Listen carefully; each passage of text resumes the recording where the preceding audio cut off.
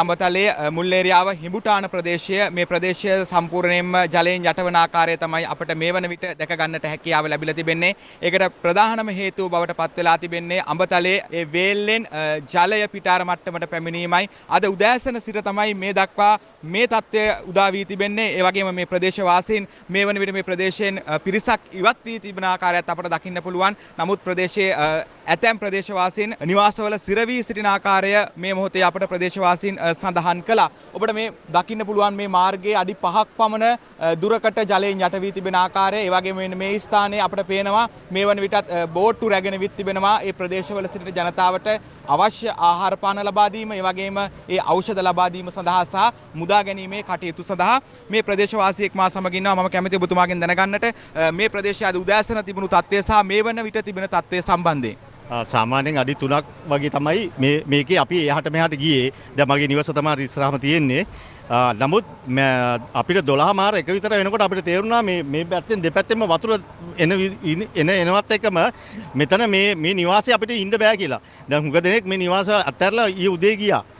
මම ඇත්තටම අපේ ජීවිත මෙයාක අනිත් දේවල් වලට වටිනවා. මායි නෝනයි අපි ඔක්කොම තීරණය කළා බෝට්ටු සේවයක් අපිට හම්බුණා. ඒ බෝට්ටු සේවය ඇතුළත මම ඉක්මනට ආවා. තව කීප දෙනෙක් ඉන්නවා මේ නිවාසවල. මොකද ඒගොල්ලන් ගෙදර බඩු මාර්ගය බලා ගන්න ඒව ඉන්නවා. පවුල් කීපයක් ඉන්නවා තාම මේ නිවාසවල.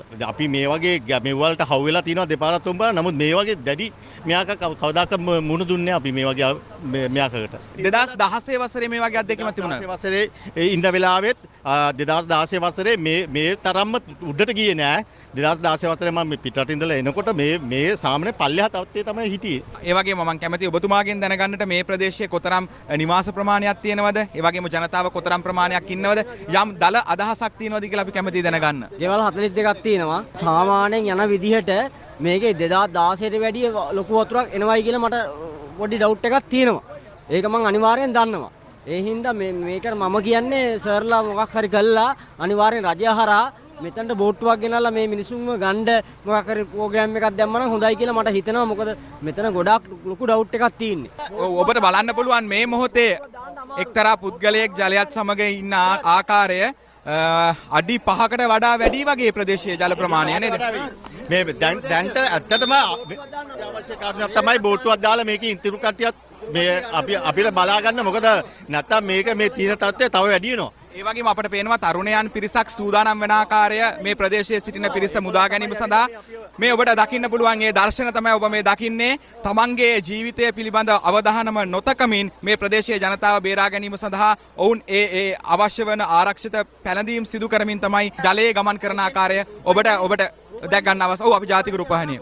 ගීමක් ගහන්න පුළුවන් ලොකු දෙයක්. අනිවාර්යයෙන්ම අපි මේ නරඹන අපේ රාජ්‍ය නිලධාරීන්ට ඒ වගේම ආපදා කළමනාකරණ ඒකකයේ ආරක්ෂක අංශ වලට මතක් කරනවා මේ ප්‍රදේශයේ එන්නම ජලය වැඩි වෙන ආකාරය තමයි අපිට දකින්නට ලැබෙන්නේ. ඒ නිසා හැකි ඉක්මනින් තවත් බෝට්ටු සේවාවක් ලබා දීලා ඒ වගේම ආරක්ෂක අංශ මේ ස්ථානෙට යොමු කරලා මේ ඉන්න ජනතාව මුදා ගන්න හැකියාවක් තියෙනවා නම් මේ අනතුර තව ටිකක් අපිට අඩු කරගන්නට අවස්ථාවක් තිබෙනවා. මොකද අඹතලයේ ප්‍රදේශයේ මේ වේල්ලෙන් වතුර දැමීමත් සමග තමයි මේ තත්ත්වය උදා වෙලා තිබෙන්නේ. ඔබට නැවතත් දකින්නට පුළුවන් අපේ මේ ජනතාව මුදා ගැනීම සඳහා ඒ තරුණයන් සිදු කරන මෙහෙයුම තමයි ඔබ මේ වෙනුවට දකින්නේ. මේ නිවාසවල පළවෙනි තට්ටුව සම්පූර්ණයෙන්ම ජලයෙන් යට වෙලා තිබෙන්නේ. දෙවන තට්ටුවේ තමයි ජනතාව රැඳී සිටින බවට මේ වන විට තොරතුරු වාර්තා වන්නේ. ජනතාව බොහෝ ප්‍රදේශවලින් මේ ස්ථානයට පැමිණ සිටින ආකාරයත් අපට දකින්නට පුළුවන්. අපි අර පෙර කිව් පරිදිම අපි ජනතාවගෙන් නැවතත් ඉල්ලන්නේ මේ අවස්ථාව දැක බලා ගන්නට මේ ස්ථානයට පැමිණෙන්නට එපා කියන ගෞරවනීය ඉල්ලීම අපි කරනවා. මොකද ආරක්ෂක අංශවලට සහ ඒ සහන කණ්ඩායම් වලට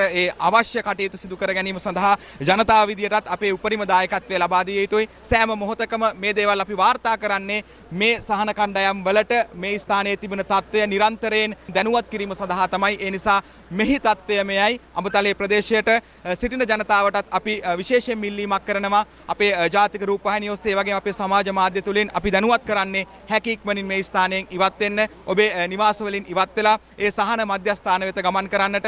මොකද ඔබේ ජීවිතය ආරක්ෂා කර ගැනීම තමයි අපේ ප්‍රධානම වගකීම බවට මේ මොහොතේ